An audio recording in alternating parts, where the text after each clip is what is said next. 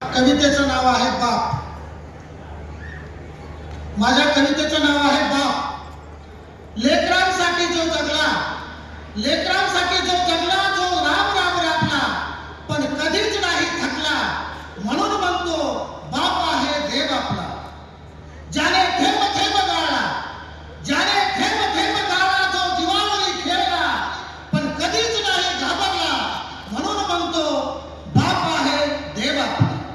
जो फाटके घालून फिरला, जो फाटके घालून फिरला, आपल्या मुलास सजविला, पण कधीच मोह न केला, म्हणून म्हणतो बाप आहे देव आपला.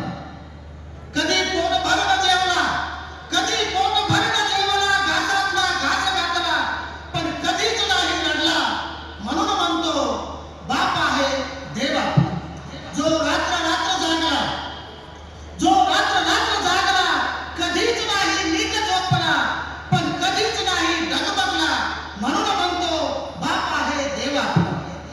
ज्याने अश्रूंचा बांध साठवला, ज्याने अश्रूंचा बांध साठवला, वेळप्रसंगी कठोरपणे झाला, पण कधीच नाही बोलला, म्हणून म्हणतो बाप आहे देव आपला. शेवटी